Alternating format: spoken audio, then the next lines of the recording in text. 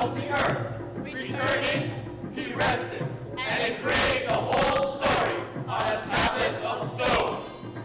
When the gods created Gilgamesh, They gave him a powerful body. Shamash, the glorious sun, endowed him with beauty. And Leo, the god of the earth, endowed him with courage. The great gods made his beauty perfect, surpassing all others. Terrifying like a great wild bull. 2/3 they make him God, and 1/3 man. Open the copper chest with the iron locks. The tablets of lapis lazuli tells the story. In Uruk, he builds walls, a great rampart, and the temple for Anu, father of the gods, and the temple for Ishtar, goddess of love. Look at it still today. The outer wall, it shines with the brilliance of copper. The inner wall, it has no equal. It is beyond the imagining of kings. Touch the ground. It is ancient. The 7 sages laid the foundations. When Gilgamesh went abroad, he met with none who could withstand him. The raising of his weapon had no equal. he watched over strong-walled Uruk, the supreme lord. The people of Uruk feared his power, and his passions became oppressive. His clan is roused by powdery dreams, and with them, he goes howling through the sanctuaries. The citizens raise their voices to the gods. Gilgamesh sounds the drums of war for his own amusement. His arrogance knows no bounds. His lust leaves no virgin to her lover, neither the warrior's daughter nor the wife of the noble. He takes them all. No son is left with his father, for Gilgamesh takes them all. Is this the shepherd of the people? Is this the wise shepherd? Is this the protector of the people? When Anu, father of the gods, heard their lament, he spoke to the goddess of creation. You made this man, now create another. Create his double and let the two contend. Let stormy heart contend with stormy heart, that peace may come to Uruk once again. The goddess conceived an image in her heart. She dipped her fingers in water and pinched off clay. She let it fall in the wilderness, and noble Enkidu was born. There was virtue in him. His body was rough. He knew neither people nor country. He was dressed as cattle are. With gazelles, he eats vegetation. With cattle, he quenches his thirst at the watering place. With wild beasts, he satisfies his need for water. One day, a hunter came to a watering place and saw Enkidu. He stood expressionless, astonished. Then, with his silent dogs, he went home to his father's house, fear in his belly. Father, there's a man, unlike any other, who comes down from the hills. He's the strongest in all the world. He's like an immortal from heaven. He roves over the hills with the wild beasts and eats grass. He upsets my traps. He fills my hunting pits. When I trap game, he sets them free. Because of him, I'm no longer a hunter. Ah, my son, in Uruk lives Gilgamesh. He is as strong as a star from the heavens. Go to Uruk, find Gilgamesh. Praise the strength of this wild man. The king sits in wisdom. Ask him to send back a harlot with you, a temple prostitute, to conquer him with her greater power. When he visits the watering place, let her show him her breast, her beauty, for his wonder. He will lie with her in pleasure, and then the creatures with whom he feeds upon the grasslands will flee from him, who roves the hills with them. Go. So the hunter set out on his journey to Uruk to address himself to Gilgamesh.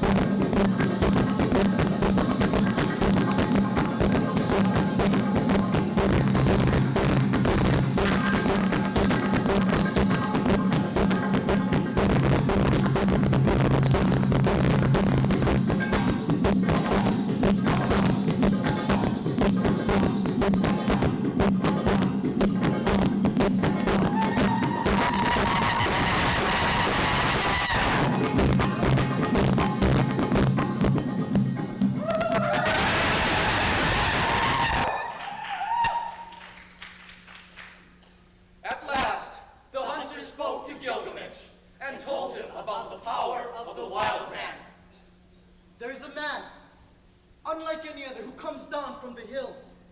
His is the strength like that of Anu's swift star, and he roves across the land. He eats the food of beasts and comes at will to drink from my water hole. I am afraid and cannot go near him.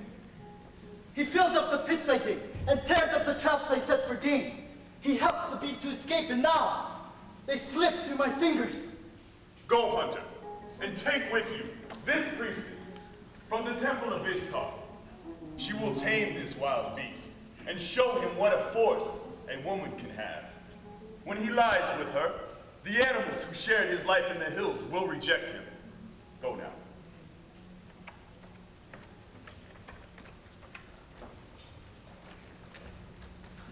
After a 3 days' journey, they came to the drinking hole, and there they sat down.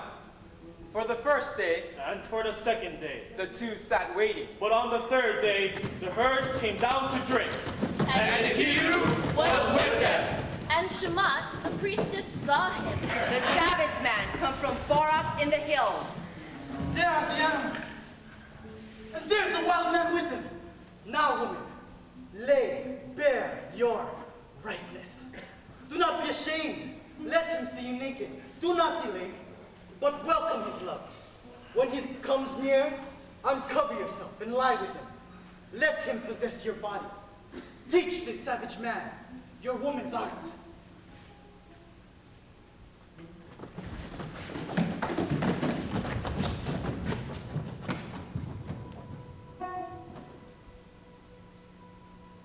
The harlot Shamat was not ashamed to take him.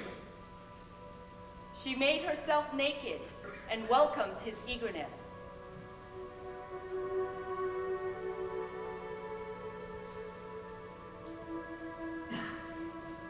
He came over to her and lay down upon her.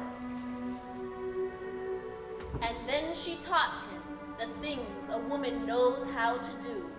For 6 days and 7 nights. 6 days and 7 nights. Enkidu, in his wonder, lay with her in pleasure. He had forgotten his home in the hills. But at last, when he was satisfied, he went back to the wild creatures. Seeing him, they fled. Enkidu would have followed, but his body was bound as though with a cord. His knees gave way when he started to run. His swiftness was gone. He had grown weak. But in the mind of the wild man, there was beginning a new understanding. And the thoughts of a man were in his heart. Bewildered, he turned back and sought out the company of the temple prostitute. You are wise, Enkidu, and now you've become like a god. Why do you want to run wild with the beasts of the hills? Come with me. I will take you to strong-walled Uruk, to the blessed temple of Ishtar and Anu, of love and of heaven. There, Gilgamesh lives, who is strong, and like a wild bull, he lords it over men. Then Enkidu, whose heart was beginning to know about itself and longed for a companion, cried aloud, Come, woman. Take me to Uruk, the city of Gilgamesh, to the temple of Anu and Ishtar. I will challenge him boldly. I will cry out aloud in Uruk. I am Enkidu. The strength of the wild man born in the wilderness cannot be withstood. Let us go then, that he may see your face. I know very well where Gilgamesh lives in strong-walled Uruk, where all the people are dressed in gorgeous robes, and every day there's a festival, where the strings and the drums are played, and the holy courtesans beautify their form, radiating sexual prowess, filled with a sexual joy. At night, they force the great ones into their bed. Oh, Enkidu, I will show you Gilgamesh. Gaze at him. Observe his face. Beautiful in manhood, well hung, his whole body filled with a sexual glow, endlessly active day and night. He is stronger than you, so leave your boasting. As for Gilgamesh, the justice god Shamash loves him, and the sky god Anu, and the storm god Enlil, and the word god Ea have widened his mind. I tell you, even before you left the mountains, Gilgamesh was dreaming of you in great Uruk.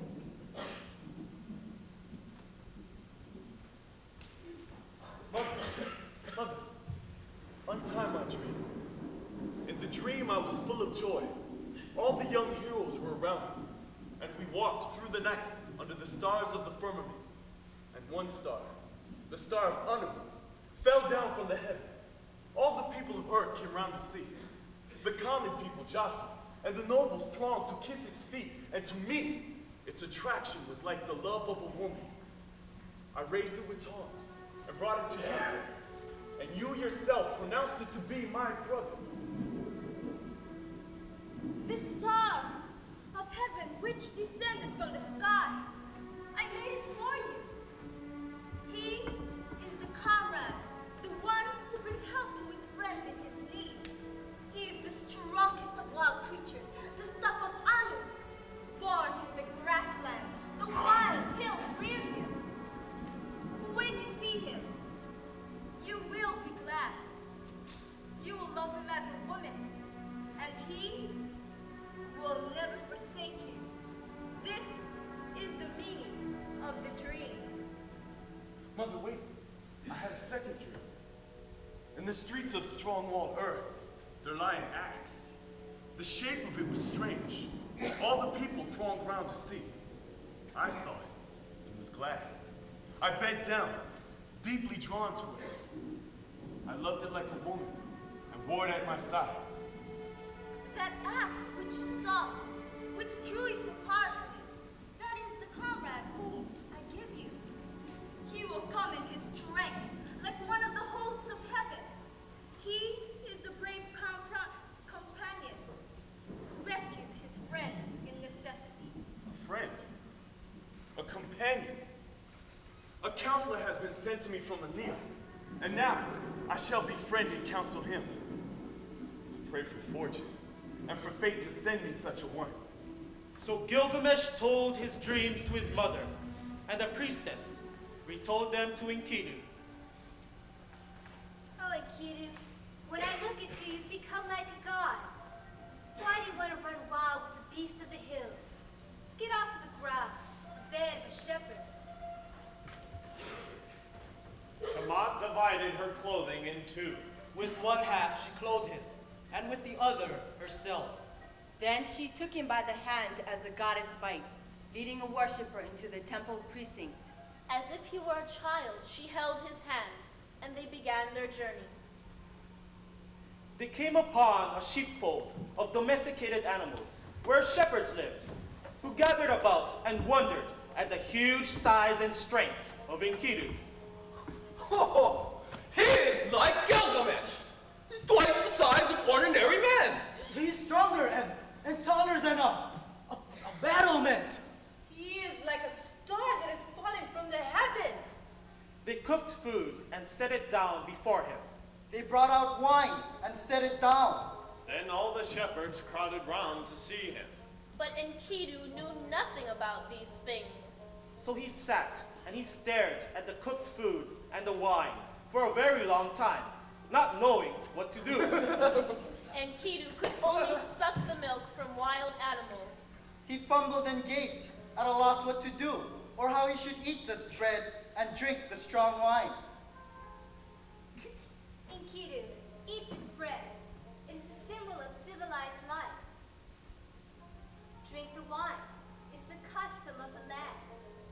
So he ate his fill of the cooked food and drank strong wine. Sevenfold. He was suddenly joyful and sang aloud. His heart pounded. His face became flushed. The priestess dressed the hair of his body. Enkidu anointed himself with oil and became A human being. One day, a stranger came into the camp bearing a richly decorated platter, and Enkidu asked Shamat to question him. Well, where are you hurrying off to? I am going to the wedding feast in Ur, bearing delicious offerings on the platter, ceremonial offerings for the feast. Before the husband, Gilgamesh will lie in pleasure with the bride in the marriage chamber, for they say there is no withstanding the desire of Gilgamesh, the strongest of all. Then Enkidu was full of anger. Take me to Uruk, the city of Gilgamesh. Gilgamesh has gone into the marriage house and shut out the people. He does strange things in Uruk. Gilgamesh still demands to be first with the bride, the king to be first, and the husband to follow. Now the drum rolls for the choice of the bride, and the city groans. Come, priestess. Take me to the one they call Gilgamesh. I will challenge him in the streets of the strong-walled city. I am Enkidu! So they set out for the wedding feast in Uruk. At last, Gilgamesh will meet his match. He is the spit of Gilgamesh. No! Gilgamesh is taller. This one was rooted in the hills. He is stronger.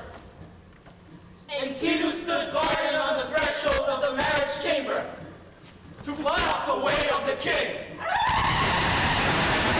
who was coming to the chamber to take the bride.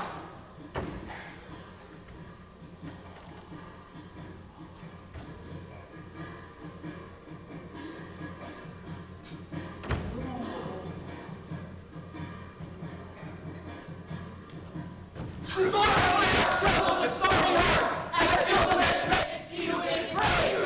At the marital threshold they wrestled. Blows and terror. The girl both shook and shuddered. The match was staggered. Blows and staggering. Wrestling through the city streets. The city walls windows shuddered and swayed. The gates of the city trembled. As Enkidu, the wild man, wrestled Gilgamesh to his knees. And then the rage of Gilgamesh subsided. He turned his chest away. There is not another like you in all the world. You are the strongest of all. and Leo has given you the kingship, for your strength surpasses the strength of all men. So Enkidu and Gilgamesh embraced and kissed, and their friendship was sealed forever.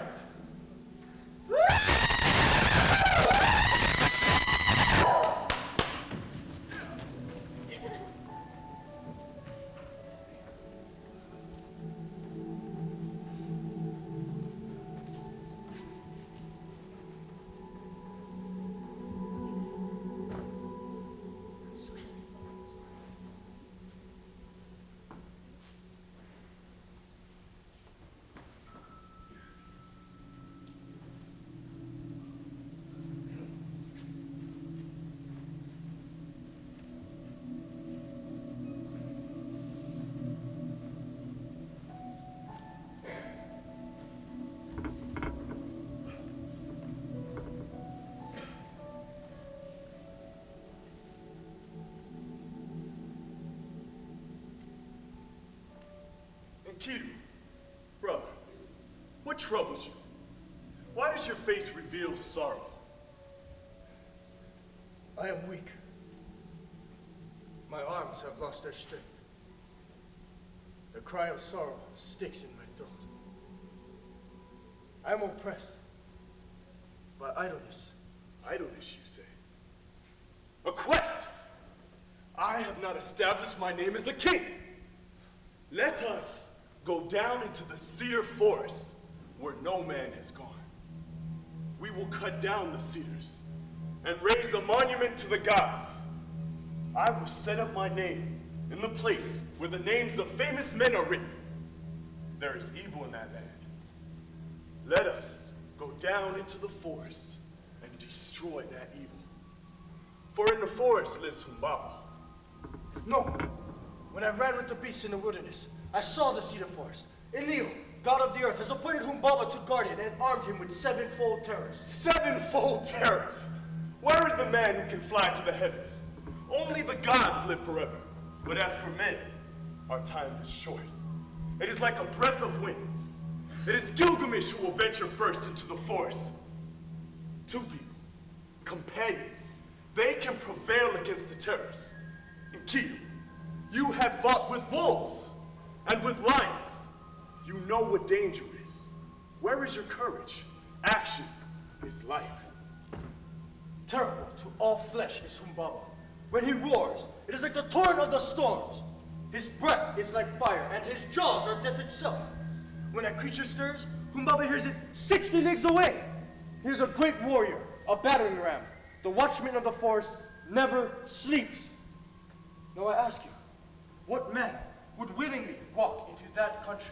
Gilgamesh will willingly walk into that country and cut the cedar down and win the glory. Even if we should fail, our fame will be secure to all our sons. If we are going there, go first to the sun god, for the land is his. The cedar forest belongs to Shamash. O glorious Shamash, hear me now. I am going to the land of the cedar forest. My hands supplicate. So let it be well with my soul and return me to the folds of Uruk. Grant, I beseech, your protection, and let the omen be good. Gilgamesh, you are strong, but what is the cedar forest to you? Shamash, let my voice be heard. Whoever is the tallest among men cannot reach the heavens, and the greatest cannot encompass the earth. How will I succeed if you will not aid me? If I die in that country, I will die without bitterness. But if I return, I will offer glorious gifts and praise to Shamash. I accept the sacrifice of your tears. I appoint you strong allies, great winds, the whirlwind, the storm and the icy wind, the tempest and the scorching wind, like vipers, like dragons, like a scorching fire, like a serpent that freezes the heart, a destroying flood, and a lightning's fork. These are are the allies I give. Let Gilgamesh rejoice. I, Gilgamesh, go to see this creature for whom filthful words are spoken, the rumors of whose name fills the world. I will conquer him in his cedar forest and show him the strength of the sons of earth, and all the world shall know of it. Gilgamesh, you are young. Your courage carries you too far. You cannot know what this enterprise means. I'm committed to this enterprise, to climb the mountain, to cut the cedar down, and to leave behind me an enduring name. We have heard that Humbaba is not like men who die. His weapons are such that none can stand against them. The forest stretches for 10,000 leagues in every direction. Who could safely explore its depths? Humbaba's mouth is fire. His roar is the roar of the floodwater. He breathes and there is death. Enkidu, how shall I answer them? Shall I say that I'm afraid of Humbaba? That I will sit at home and rest all of my days? My friend, if it is in your restless heart's desire to venture into the cedar forest, Enkidu, the companion, will not forsake you. My friend, let us go before the great temple of Ishtar and stand before Ninsa, my divine mother. She is wise with deep knowledge and will give us counsel for the road that we must go. All-knowing Ninsa, hear me now. I am going to the land of Humbaba. I must fight a strange battle and travel an unknown road. From the day that I go until the day that I return, until I reach the cedar forest and destroy the evil that Shamash abhors. Please, pray for me to Shamash. Ninsun listened, grieving at what he said, and then went grieving to her chamber, where she purified herself and put on garments suitable to her task.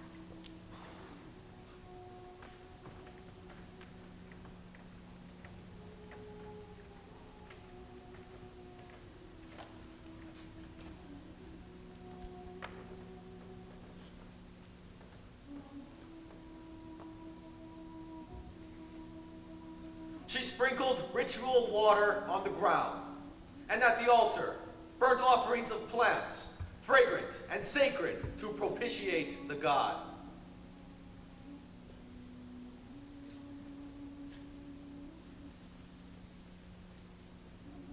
Oh, Shamash! Why have you given my son restless heart? He's going on your errand to kill the demon hateful to you, the sun god. Therefore, from the day that he goes till the day that he returns, until he kills Humbaba, do not forget him.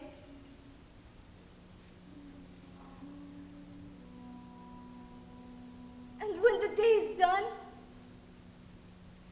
give him to the watchman of the night to keep from harm.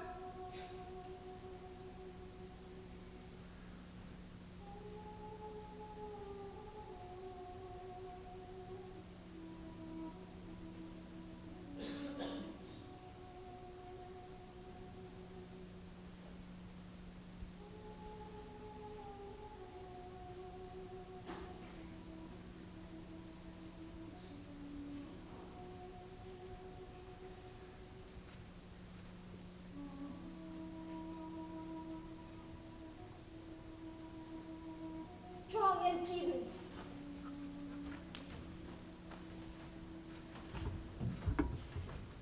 You are not the son of my body, but I will adopt you, as I have adopted the cultic lovers of Gilgamesh, the high priestesses, the wives of Uruk's gods, and the holy woman who throw away the seed.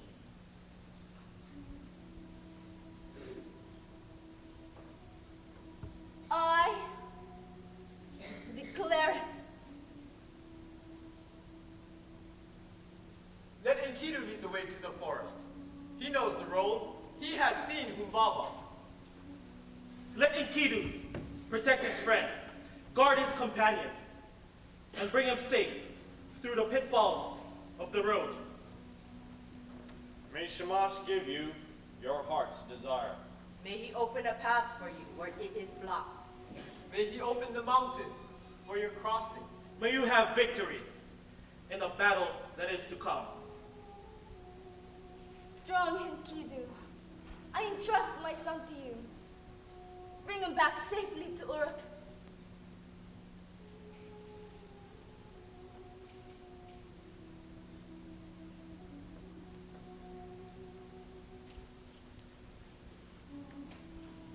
Forward. There is nothing to fear. Follow me, for I know the place where Humbaba lives and the paths he walks. Let the counselors go back. There is no cause for fear. Go, Gilgamesh.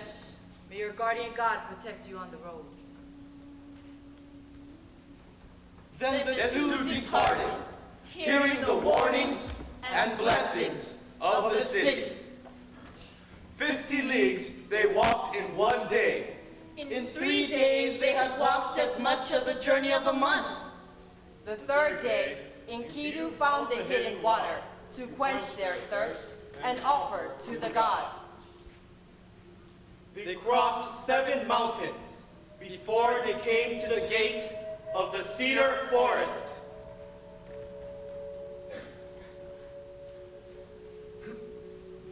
Do not go down into the forest. When I touched the gate, my arm lost its strength. Dear brother, do not speak like a coward. Have we traveled so far and been through so many dangers to turn back at last? Touch my heart, and you will fear no death. We will scream in unison. Let your courage be roused by the dangers to come. Forget death. We will venture into the forest together.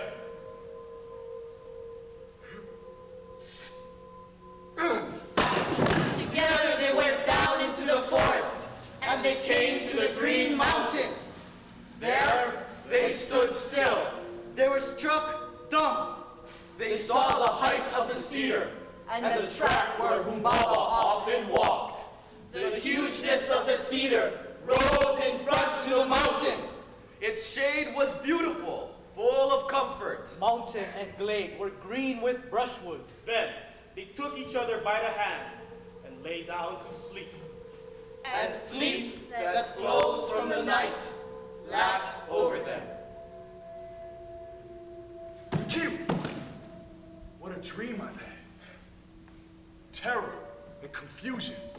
We stood at the deep gorge of a great mountain.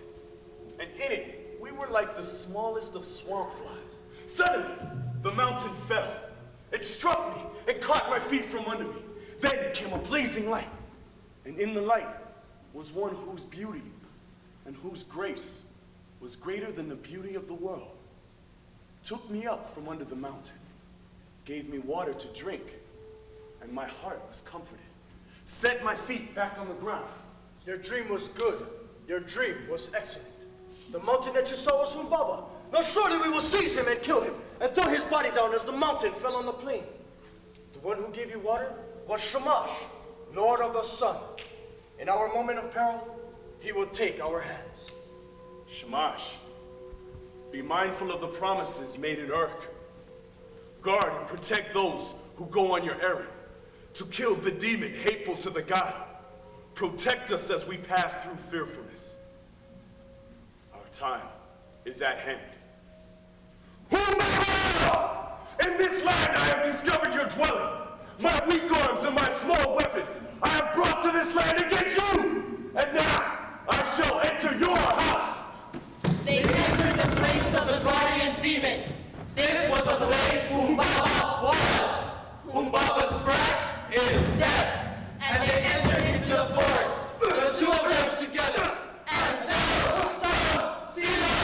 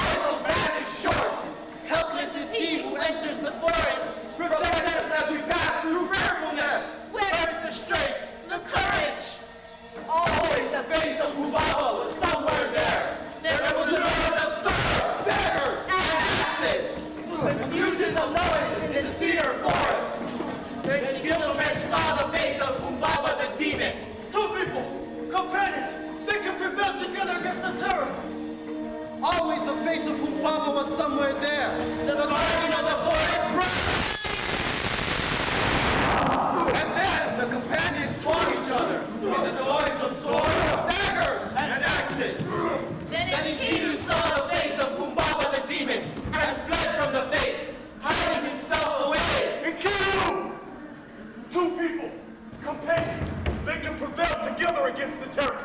Always the face of Humbaba keeps changing. Gilgamesh, you are the strongest of all. Shamash, protect us as we pass through fearfulness! Then Shamash heard the prayer of Gilgamesh and raised up 13 swords against Humbaba, the wind of Simuru, and the north wind, and the south wind, and the west wind, and the east wind, and the cold wind, and the great storm wind, and the great snow wind, and the ice wind, and the sand wind, and the screaming wind, and the devil wind, and the bad wind. He raised up 13 storms to beat against the eyes of Humbaba, beating their tempest feet upon the earth, breaking the earth wide open, splitting the mountains, lightning and thunder revolving everywhere, until Gilgamesh was able to get at him. Enkidu! Enkidu! If there is terror in your heart, then throw away the terror. If there is fear in your heart, then throw away the fear. Take your axe in your hand and attack! Gilgamesh, remember now your boast in Uruk. Let us attack! There's nothing to fear. Make haste! Close in! So Gilgamesh felled the cedar and cut the branches and laid them at the foot of the mountain. At the first stroke, Humbaba blazed out, but still they advanced. They cut and bound the branches and laid them at the foot of the mountain. And 7 times Humbaba loosed his cord around them. As the 7th blaze died out, he was gripped, unable to go forward. Let me speak. Do not mind. I have never known a mother, nor a father in their view. I was born in the mountain, and Leo will be the keeper of this forest. Let me go bring Gilgamesh, and I shall serve you like a god. I will build you a palace on my side. Enkidu! Should not the snared bird return to its nest? Fool! Should this snared bird return to its nest, you will never see Uruk again. He will bar the mountain road against you and make the pathways impassable.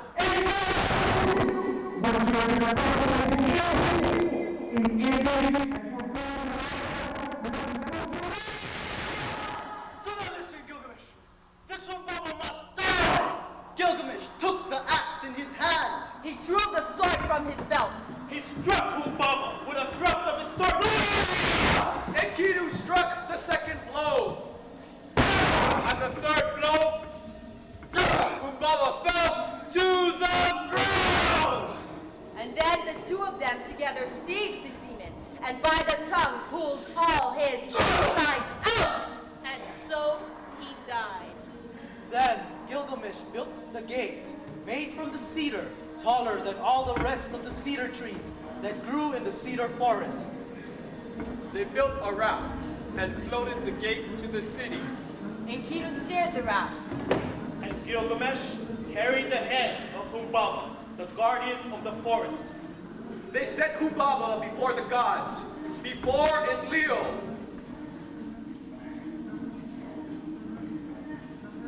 They kissed the ground, dropped the shroud, and set the head of Humbaba before him. Why have you done this thing?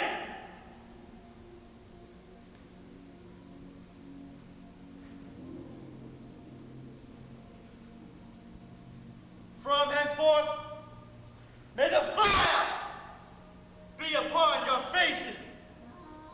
May it eat the bread that you eat. May it drink where you drink. Gilgamesh washed his body and cleaned his weapons. He threw off his stained clothes and changed them for new. He put on royal robes and made them fast. He put on the crown. When Gilgamesh put on the crown, glorious Ishtar, goddess of love and war, lifted her eyes, seeing the beauty of Gilgamesh. Come, Gilgamesh.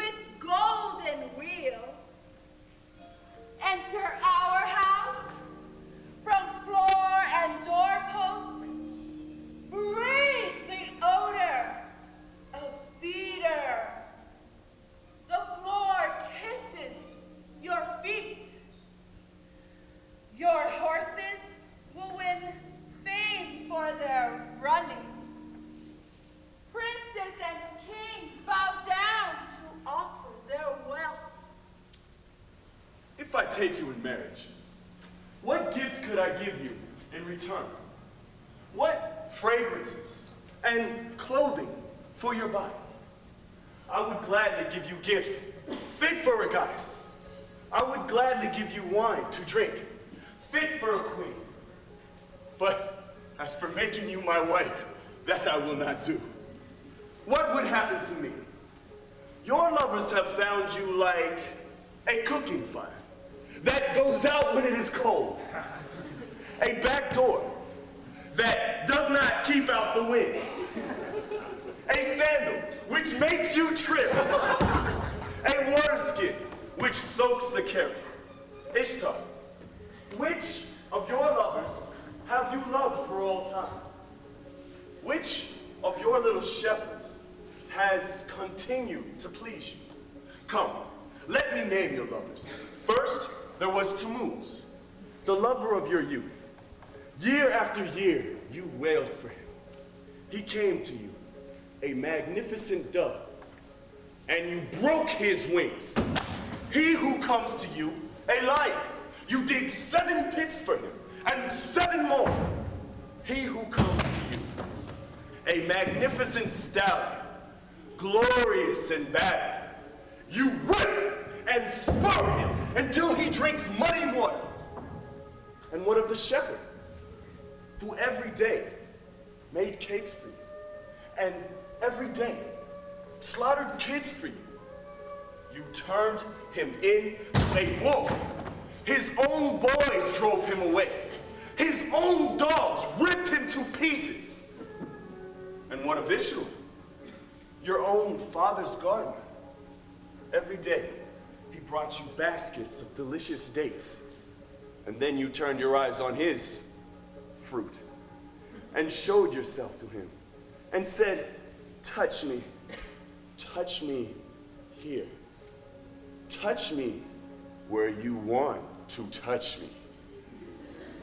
He refused, and you struck him and turned him into a blind mole, digging in the earth. Always his desire was beyond his reach. Ishtar, if you and I were to be lovers, would I not have the same fate of all those whom you once loved? When Ishtar heard this word, she fell into a bitter rage. Your insolence will cost you your life! She flew up to high heaven and went before her father, Anu, weeping. Father, Gilgamesh has heaped insults on me. He has told all my transgressions. Oh, come! You have brought this on to yourself. Was it not you who picked a fight with Gilgamesh? Was it not you who desired his body? Why then do you rage? He has listed your iniquities, but he has only spoken truth. Father, give me the bull of heaven to destroy Gilgamesh in the very place he lives. Give me the bull of heaven, or I will go to the underworld and smash in its doors, and I will make the dead arise, and they will devour the living, and the hosts of the dead will outnumber the living, for I am the lowering death. I shall bring confusion! If I do as you desire, there will be 7 years drought throughout Uruk. Corn will be seedless husks. Have you saved enough grain for the people and grass for the cattle? I have saved grain for the people and grass for the cattle. For 7 years of famine, there is grass and grain enough. I will do it. When Anu heard what Ishtar had said, he gave her the bull of heaven to lead by the halter down to Uruk. When they reached the gates of Uruk, the bull went to the river. With his first snort, a crack opened in the earth, and 100 young men fell down into it. With his second snort, another crack opened, and 200 men fell in to death. With his third snort, a crack opened before Enkidu. He doubled over, but because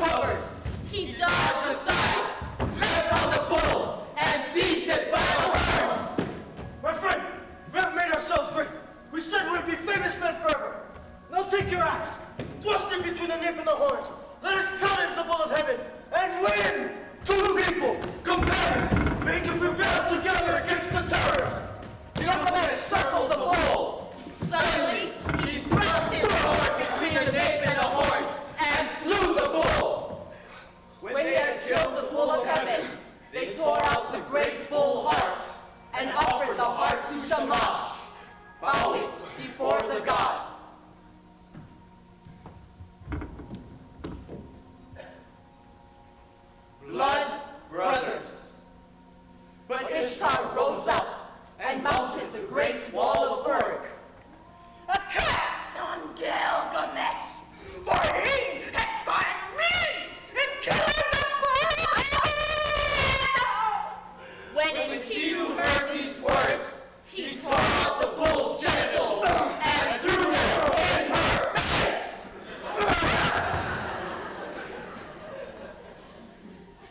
If I could reach you, as I have reached him, I would do to you what you have seen me do to the bull of heaven.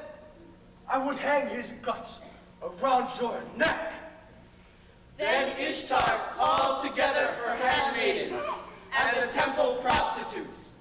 Over the genitals of the bull of heaven, she set up lamentation.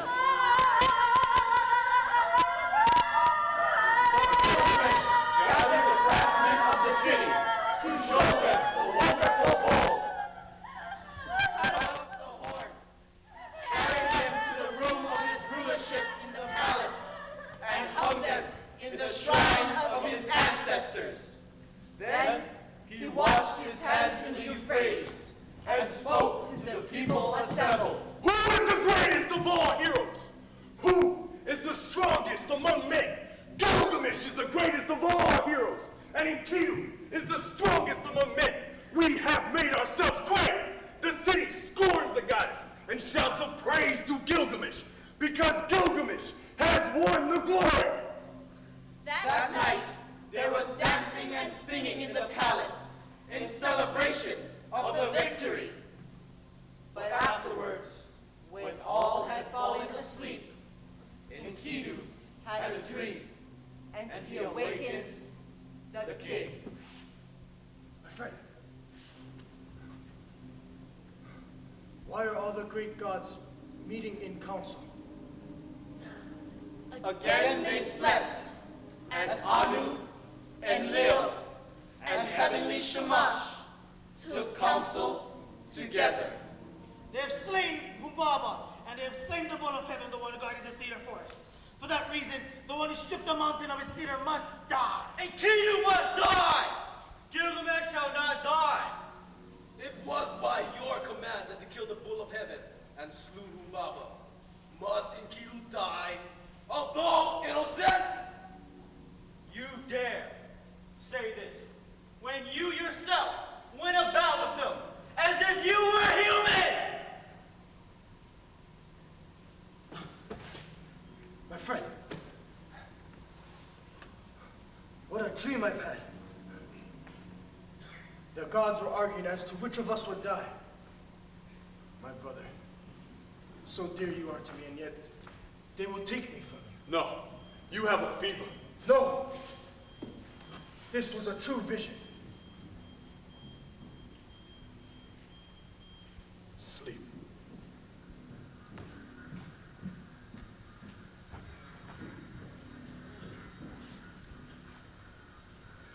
Once I roamed the hills and plains, friend of the animals, brother of the sun and the winds. And then that woman found me, pulled me to the ground, took my strength and lured me to the city of men. As for you, woman, with a great curse, I curse your fate for all eternity. My curse will come upon you soon and suddenly. The ground will be your dwelling place, for you shall not keep house with other women, but you will do your business in the places followed by the vomit of the drunkard. You'll make your bed on the dunghill at night, and by day you will take your stand in the wall shadows. Brambles and thorns will tear at your feet. The drunk and the thirsty will strike your cheek. Let you be stripped of your purple dyes. For I too, once in the wilderness, had all the treasure I wished. Enkidu! Not all your life among men has been darkness. Why are you cursing the love priestess who taught you to eat bread fit for the gods and wine fit for the kings? Did she not dress you in magnificent garments and gave you Gilgamesh for a friend? And has not Gilgamesh, your own beloved friend, lay you on a royal bed and lay you on a couch and recline at his left hand? He has made the princes of the world kiss your feet. All the people of Uruk will lament and wail over you when you're dead. When you are dead, he will grow his hair long.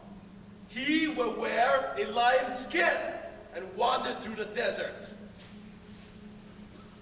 Enkidu listened to the words of Shamash, and his angry heart grew still and quiet. I will call back my curse. Let no man scorn the priestess. The mouth which cursed you shall bless you. Gods, kings, and princes shall adore you. Because of you, a man though 12 miles off will clap his hand to his thigh, and his hair will twitch. For you he will undo his belt and show you his treasure. And you shall have your desire. Lapis lazuli, gold, and carnelian from the heap in the treasury. A ring for your hand, and a robe shall be yours. A priest will lead you into the presence of the gods. Enkidu slept alone in his sickness, in bitterness of spirit, and awoke like a man drained of blood, who wanders alone in a waste of rushes, like one whom the bailiff has seized, his heart pounding with terror. Dear brother, it was I who cut down the cedar. I who leveled the forest. It was I who slew Humbaba. Now look what has become of me. Listen, my friend. This was my dream. The heavens roared, and the earth rumbled back in answer. I stood between them, facing an awful being, vampire-faced. His foot was a lion's foot. His hand was an eagle's talon. He fell on me, and his claws were in my hair. He held me fast with his talons, and I smothered. And then I was changed into something like a bird, with arms like a bird, as spindly as a bird's. His eyes burned into mine, and he led me to the palace of Irkala, the queen of darkness, the house of which whoever enters never returns. I entered the house of dust, and in it I saw the kings of the world, their crowns, fall into the dirt. Rulers and princes, all those who once ruled the world in the days of the old, now fetched baked meats and cold water like servants. My heart is pounding with terror. Who is there in earth who has wisdom such as this? Strange things have been spoken. The dream was marvelous, but the terror was great. My brother, we must treasure this dream, regardless of the terror. For it shows us that misery comes at last to the healthy man, and that the end of life is sorrow. My brother, the day on which Enkidu dreamed came to an end, and he lay stricken with sickness. One whole day he lay on his bed, but his suffering increased. So he spoke to Gilgamesh, the friend on whose account he had left the wilderness. Once I ran for you, for the water of life, and now I have nothing. A second day he lay on his bed, and Gilgamesh watched over him. But the sickness increased. My friend, the great goddess has cursed me. And now, I must die in shame. A third day he lay on his bed. 10 days he lay, and his suffering increased. 11 and 12 days he lay on his bed of pain.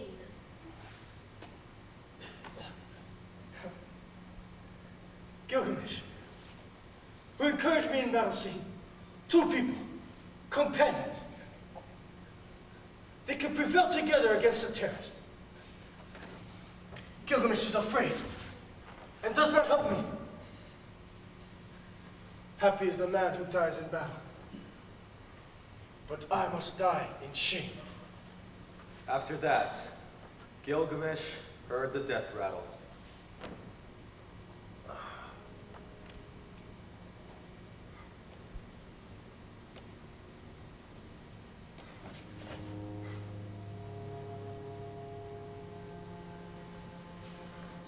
Hear me, great ones of Earth. I weep for Enkidu. Bitterly moaning like a mother mourning, I weep for Enkidu, my brother. You were the sword in my hand, the axe in my belt, my hand's strength, the shield before me. An evil fate has robbed me. All the wild creatures, the wild stag, and the ibex that were father and mother, all long-tailed creatures which nourished you, weep for you now. All the warriors of Earth weep for you now. The paths that we walk, weep. The river along whose banks we walk together, weep for you now. The priestess who anointed your skin with fragrant ointment laments for you. All the women of the palace lament for you. The young heroes, your brothers, pull out their hair in mourning as though they were women. What is this sleep which holds you now? You were lost in the dark, but cannot hear me. He touched his heart, but it did not beat. Nor did Enkidu lift his eyes again. So Gilgamesh laid a veil As one veils the bride. over his friend.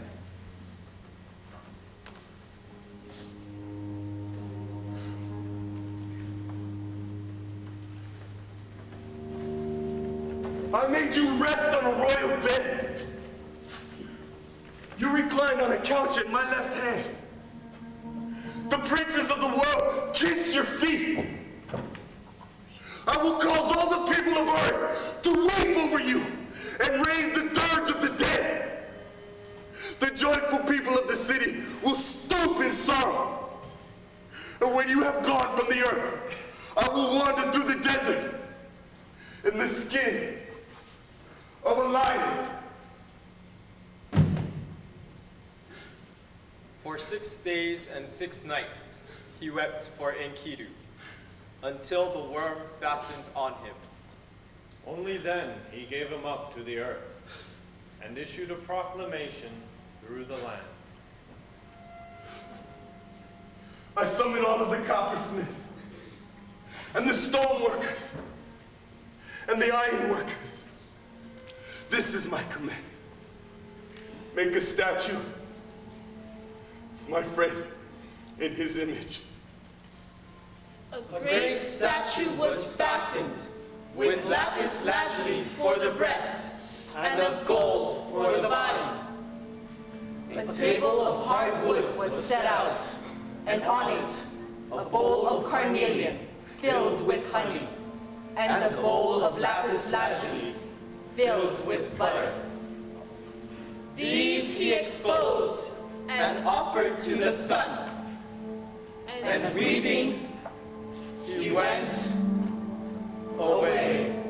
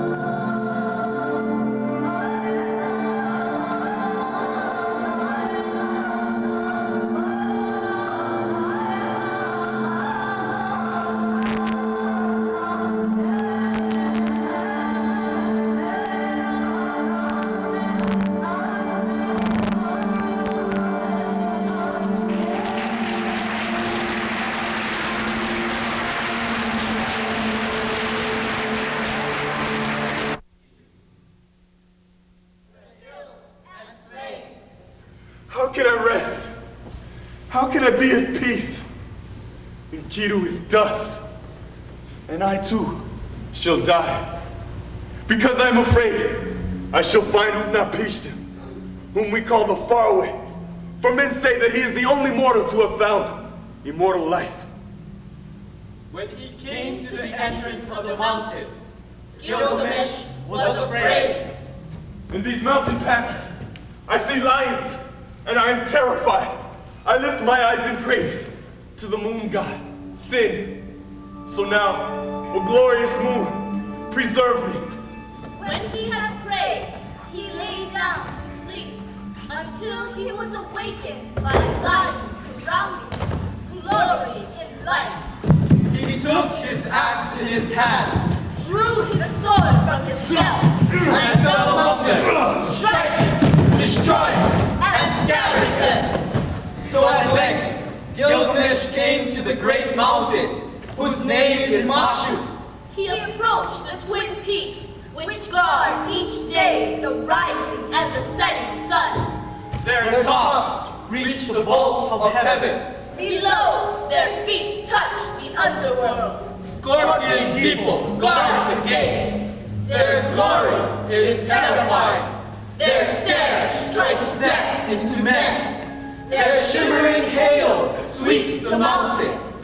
In the going of Shamash and in the coming of Shamash, they guard him. When he saw them, The face of Gilgamesh went dark at their dreadfulness. This one who dares to come to us, it is the flesh of the gods. 2/3 of him is God, 1/3 is mortal. Why have you come here through fearful wilderness and danger? Why do you turn into a mountain no mortal has ever come to? I want to know. I want to know. I come in search of Utnapishtim, whom they call the Faraway. For men say that he is the only man to have entered the assembly of the gods. I wish to question him concerning the living and the dead. No man born of woman has done that. No mortal has ever traveled through the mountain. This is the path of the sun's journey by night. It takes 12 double hours to reach its center. In it there is no light. The heart is oppressed with darkness. Although I must go in sorrow and in pain, still I must go. Now open the gate to the mountain! Go, Gilgamesh. Enter into the mountain of Mashu through the twin gates. Mere feet carry you safely home. The gate of the mountain is open! Open! Open! Open! Open! Open! So Gilgamesh took the roll of Shamash, the sun. When he had gone 1 double hour, the darkness was thick around him, for there was no light. He could see nothing ahead and nothing behind. After 2 double hours, the darkness was thick and there was no light. he could see nothing ahead and nothing behind. After 3 double hours, the darkness was thick and there was no light. He could see nothing ahead and nothing behind. After 4 double hours, the darkness was thick and there was no light. He could see nothing ahead and nothing behind. After 5 double hours, the darkness was thick and there was no light. He could see nothing ahead and nothing behind. After 6 double hours, the darkness was thick and there was no light. He could see nothing ahead and nothing behind. After 7 double hours, the darkness was thick and there was no light. He could see nothing ahead and nothing behind. 2 people, companions, they... After 8 double hours, the darkness was thick and there was no light. He could see nothing ahead and nothing behind. After 9 double hours, he felt the north wind on his face. But the darkness was thick and there was no light. He could see nothing ahead and nothing behind. After 10 double hours, the end was near. After 11 double hours, the dawn light began to appear. At the nearing of 12 double hours, the sun streamed out, And Gilgamesh saw the garden of the gods. All around him stood bushes bearing gems. There was fruit of carnelian, with the vine hanging from it, beautiful to look at. Lapis lazuli leaves hung thick with fruit, sweet to see. Cedar trees were covered with hematite, precious stones, agate, and pearls from out of the sea. No mortal has gone this way before, nor will. Gilgamesh, as long as the winds drive over the sea, you will never find the life for which you are searching. Shamash! Now that I have toiled and strayed so far over the wilderness, am I to sleep and let my earth and my soul be covered forever? Although I am no better than a dead man, still, let my eyes see the light of the sun until they are dazzled with looking. Please, let me see the light of the sun. Go, Gilgamesh. Seek out Siduri, the wine mistress, whose drinks refresh the soul. She is wise and may know the whereabouts of Utnapishtim. Beside the sea, Siduri lives, the woman of the vine, the maker of wine. Siduri sits in the garden at the lip of the sea with the golden mashing bowl that the gods gave her. Oh, look! Surely this is some criminal. He looks like a killer. He is coming this way. Young woman, maker of wine, what do you see which makes you bolt your gate? I will break it in and smash I will smash your door. I am Gilgamesh, king of Uruk. I killed Humbaba and the bull of heaven. I am Gilgamesh, king of Uruk.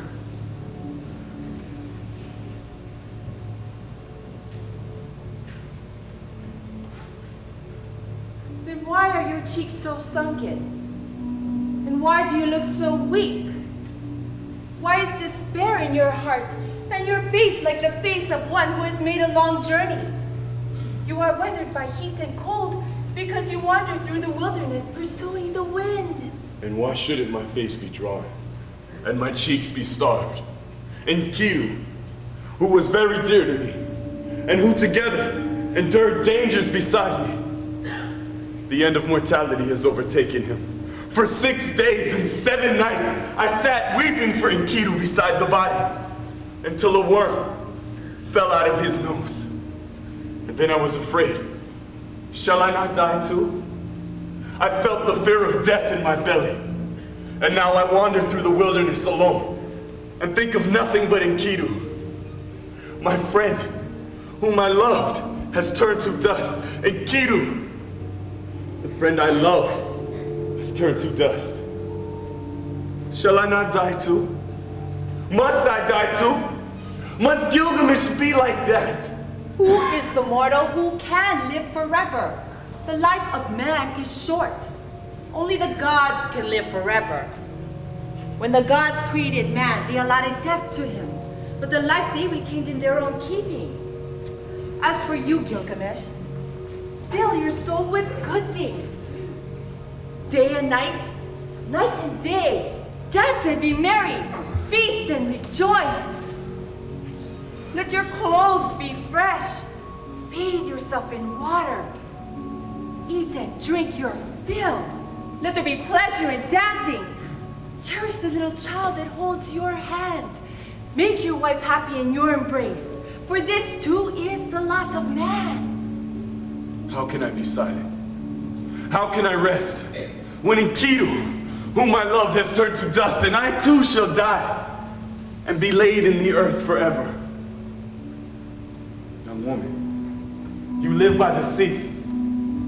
Look into the heart of it and tell me, which is the way to Utnapishtim? What landmarks are there for passage? If it is possible, let me cross by the sea. And if it is not, I will wander still further into the wilderness. Not from the beginning of time has anyone ever been able to cross the glittering sea. Only Shamash the sun crosses the sea. He is the only one, no one else. The waters are treacherous. Crossing the waters is fearful, and far out at sea, forbidding the other waters, the waters of death appear. Whoever has come since the days of old has not been able to cross them. When you come to the waters of death, what will you do?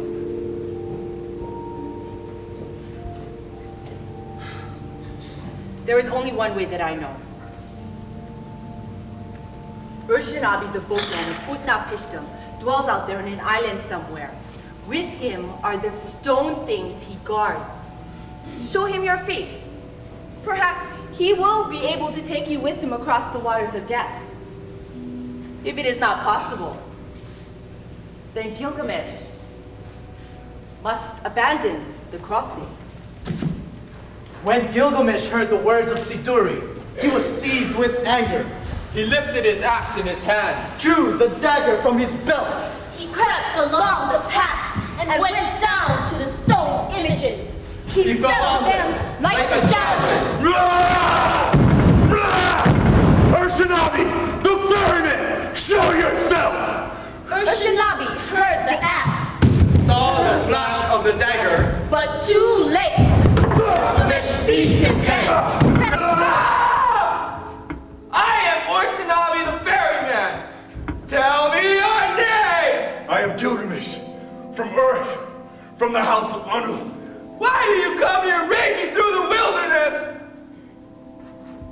Why is your face so drawn and full of despair? It is true. My looks are now so hellish. I grieve for Enkidu, my true companion and fair friend. Together we did all things. We killed Mbaba and the bull of heaven, humbling the gods. Now death has taken him from me, and I was left to weep over his shriveling corpse. I wander through the wilderness alone now, and think of nothing but Enkidu. Half my heart is torn from me. Shall I not lie, like him, never again to move? I come in search of Utnapishtim, who lives beyond this ocean. Please, Urshanabi, tell me how I might venture there, so I may learn his secrets. Gilgamesh, with your own hands you have hindered the crossing. You broke the altar. You destroyed the stone images. When you destroyed the sacred stones, you destroyed the safety of the boat. Why are you so mad at me? You yourself crossed the sea by day and by night. At all seasons you cross it. Gilgamesh! These stones you destroyed. Their power was to carry me over the waters, to prevent the waters of death from touching me. It was for this reason that I preserved them. And now, you destroyed them! But there still is a way. You go now to the forest. With your axe, cut down 120 poles. Cut them 60 cubits long. Paint them with bitumen and bring them back. I will do as you say. When Gilgamesh heard this, he went into the forest. He cut poles, 120. And brought them to Urshanabi. Then they boarded the boat. A voyage of a month and 15 days. They had traveled by the third day.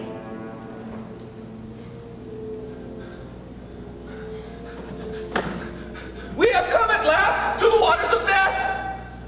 We can use the oars no more. Now, thrust in the first pole. Do not let a drop of these waters touch your hands.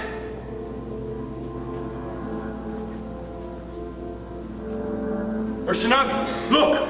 The waters have eaten the pole. Well, thrust in the next pole. Gilgamesh takes a second, a third, a fourth. And heaves with the poles. Then the next. A fifth, a sixth, and seventh. Gilgamesh heaves with the poles. An eighth, ninth, and 10th. Gilgamesh heaves with the poles. An 11th, a 12th. Gilgamesh heaves with the poles. In twice 60 times. Gilgamesh had worn the poles to nothing. When the boat moved no more. He tore off Urshanabi's belt, stripped the covering from his body, and made him stand with the wings of his divinity spread before the wind. So Urshanabi, the ferryman, brought Gilgamesh to Utnapishtim, whom they call the faraway, who lives at the place of the sun's nightly transit, eastward of the mountains. To him alone, the gods had given everlasting life.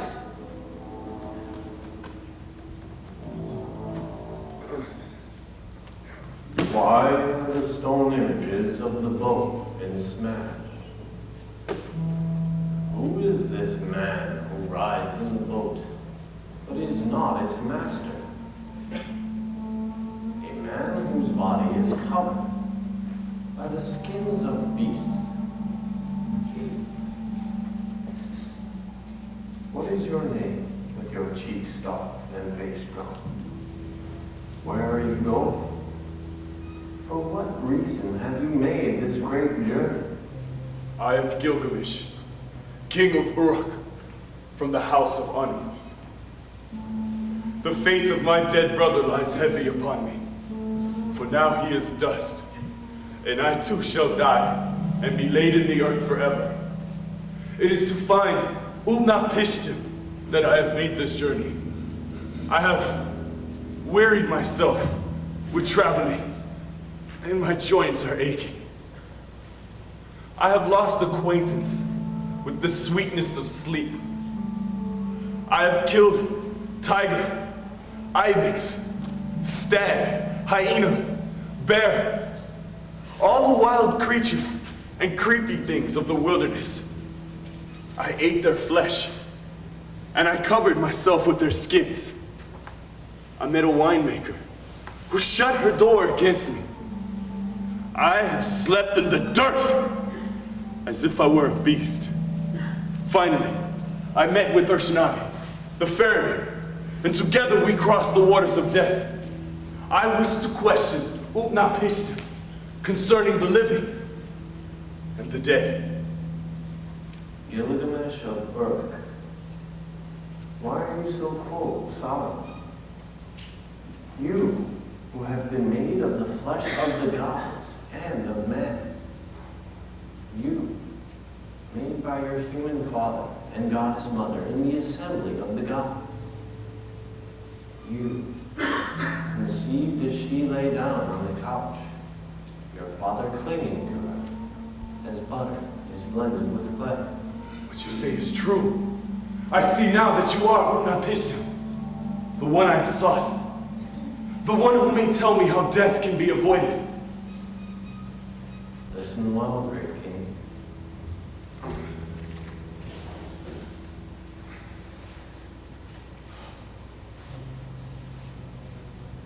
There is no permanence. Do we build a house to stand forever? Do we seal a contract to hold for all time? From the very beginning, nothing at all has lasted. The sleeping and the dead. How like brothers they are. The time of life is clear. As for death, its time is hidden. I look at you, Utnapishtim, and your features are so like mine. For we are both men. So tell me then, Father, how it came to be that you were admitted into the company of the gods, who granted you eternal life. I will reveal to you a mystery. I shall tell you the secret of the gods. High up on the constant Euphrates, there is a place you call Cravath. That city grew old, and the gods that were in it were old. In those days, the world teemed. The people multiplied. The world battled like a wild bull, and the gods were aroused by the clamors.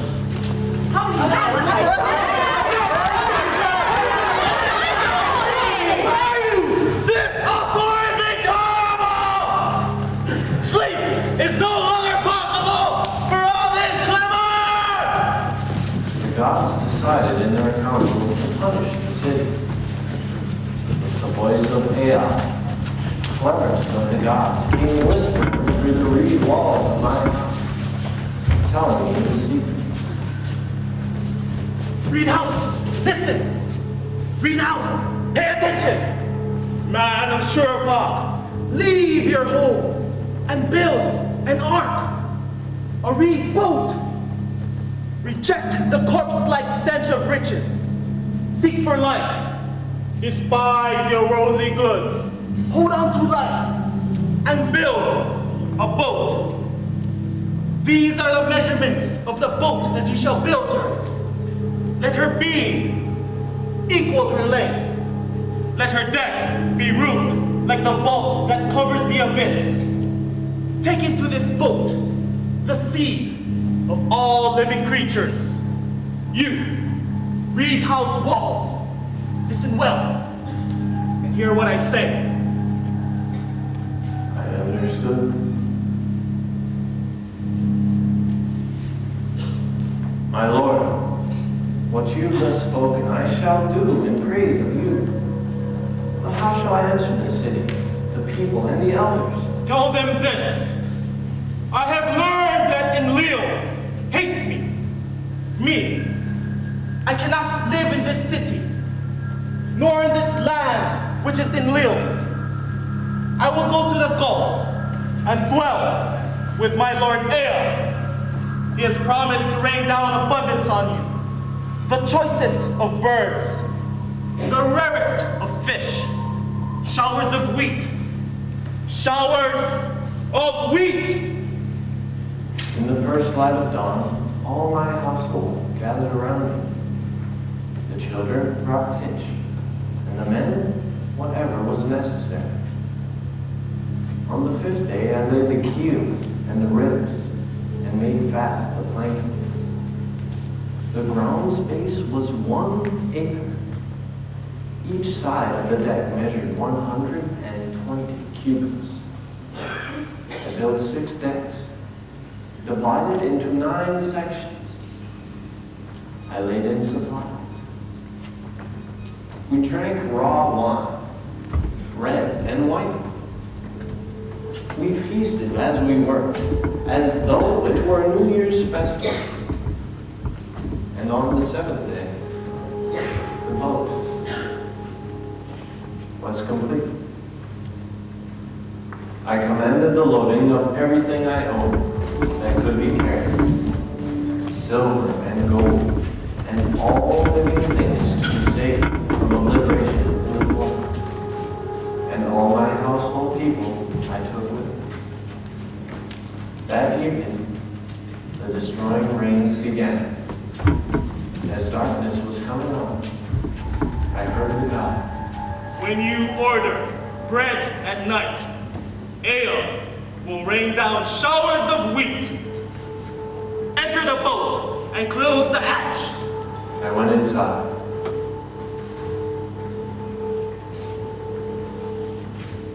And to Puzaramari, the caulker, who outside cocked up the hatch with pitch, I gave my palace with all my goods.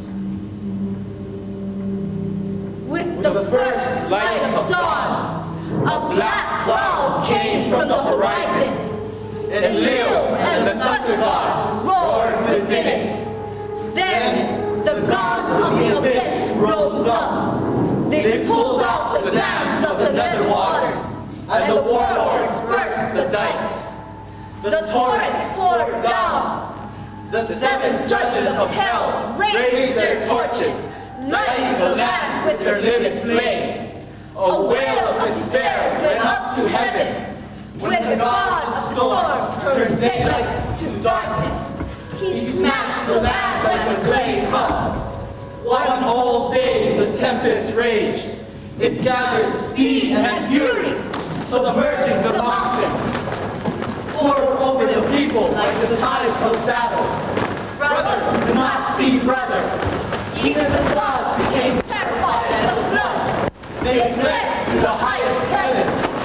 Alas, the days of old are turned to dust because I spoke evil in the assembly of the gods. How could I have done that?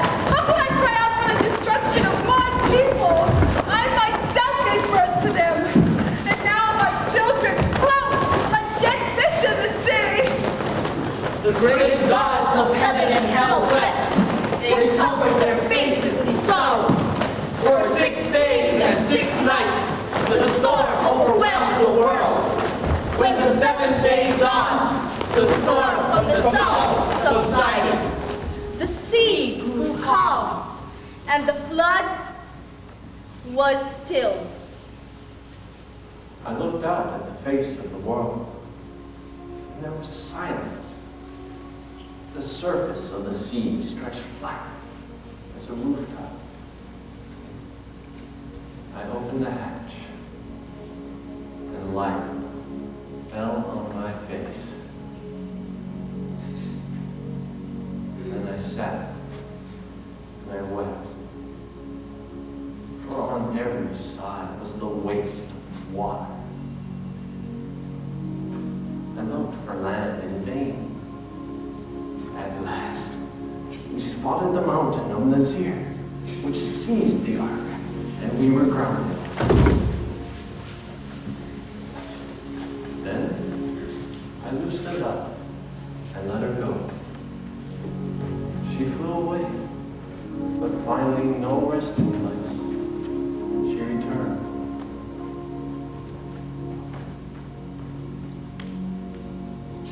I freed a swallow, and she flew away from the boat, seeking a place for her little feet to alight. And finding none, returned to the boat to perch. I then loosed a raven the next day. She saw that the waters had retreated. She found food, circled around us, and did not come back. Then I threw everything open to the four winds. I made a sacrifice of cedar and myrtle, and poured out a libation on the mountaintop. When the gods smelled the sweet offering, they gathered like flies over the sacrifice. The great goddess Ishtar came down from heaven, wearing about her neck the pendant of lapis lazuli, which Anu gave her for lovemaking. Just as the goddess never shall forget this pendant, so shall the goddess never forget these calamitous days. Let the gods approach the sacrifice. Accept and kneel. For without discussion, you brought down the floods on the heads of all my children, slaughtering them. When the god Enlil came to the sacrifice, he saw the ark, and the sight filled him with rage. How did these mortals escape? No one was to survive my devastation. Only Ea can create names. This is your doing! You, Enlil, wisest of gods, how could you, without talking it through, bring down the flood? Let the man who has performed an evil act be punished for that act.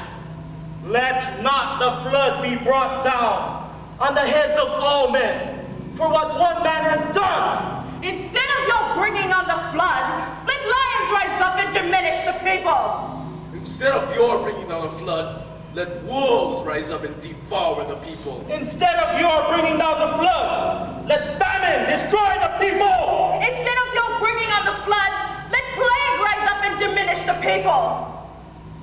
Enlil, it was not I who revealed the secrets of the gods. This wise man listened to the wind and guessed the secret. Let the gods sitting in council now decide how to reward this wise man for his wisdom.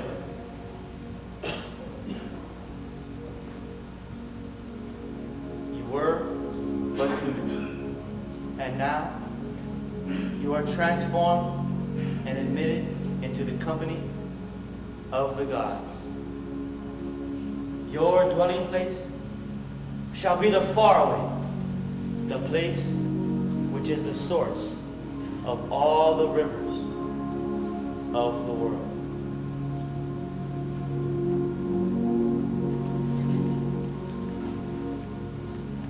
Thus it was that the gods placed me here to live forever at the mouth of the rivers. in your case, who will assemble the gods for you so that you may discover the life you seek? Test yourself. Do not sleep for 6 days and 7 nights. 6 days and 7 nights to test your mind. So Gilgamesh sat down to begin the test. Almost as soon as he sat down, a mist of sleep As ocean mist comes over the shore from the waters, came over his eyes, and the strong one slept.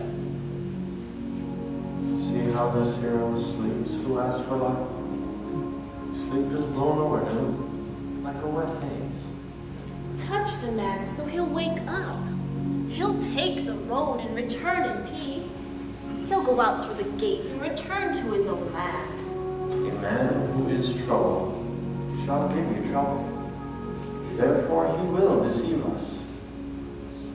Every day, as he lies sleeping, make bread for him and place it near him, making a mark on the wall for every day that this hero sleeps. Every day she baked a wafer of bread.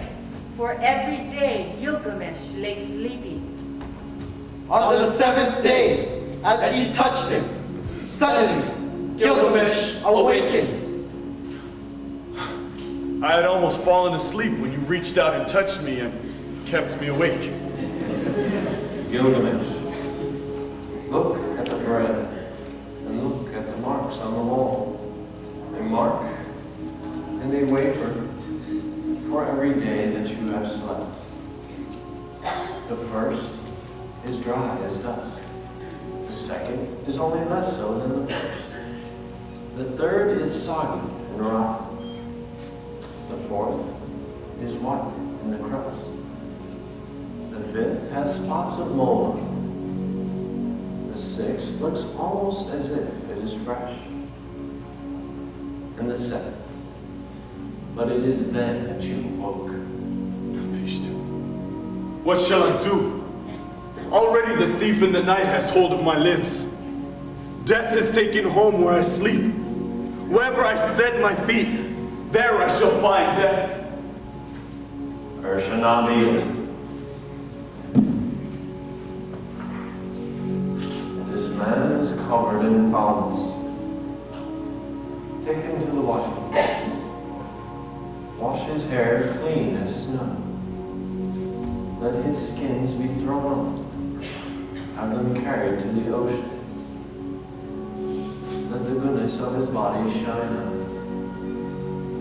Have him put on his garments, a robe of life, till he reaches his own city and his journey is accomplished. It will show no sign of age. Let it always be known. When all of this was accomplished, Gilgamesh and Urshanabi prepared to depart.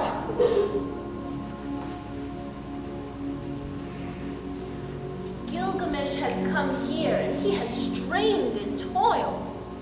What have you given him as he returns to his own land? Gilgamesh,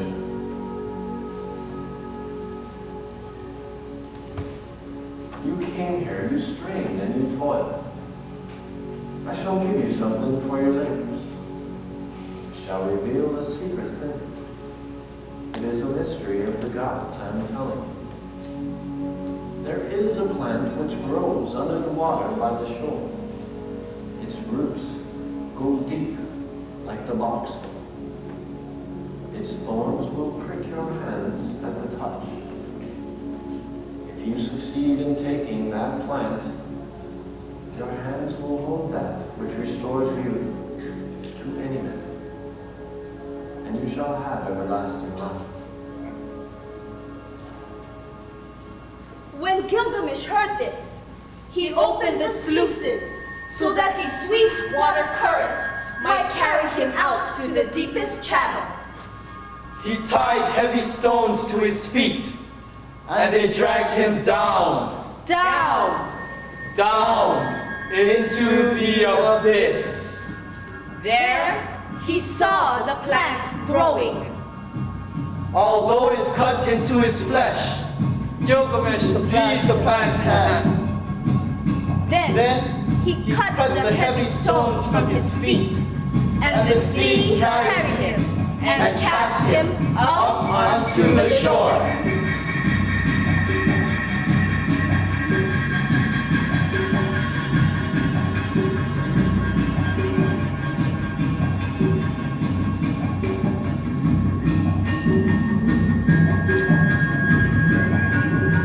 Shinami, come and see this marvelous plant. By its virtue, a man may win back all of his former strength. I shall name it, the old man will be made young again. I shall carry it back to the strong-walled earth and give it to the elders to eat. And then I shall eat it myself and return to what I was in my youth. Let's go. Gilgamesh and Urshanabi went together. When they had traveled 50 leagues, Gilgamesh saw a well of cool water. Urshanabi, we have traveled far and are near the strong walls of earth. But let us rest here a while, near this clear pool. We will bathe and refresh our bodies. In the reeds nearby, a serpent of the place became aware of the fragrance of the plant, breathed its perfume, desired it, came through the water and carried the plant away. Then, as it turned away, the serpent shed its skin and disappeared. That day, Gilgamesh sat down, weeping, and tears flowed over his face. No! Urshanabi, for whom do my arms toil? For whom has my heart's blood been spent? For whom? For this serpent, who has one good fortune. I descended into the waters to find a plant.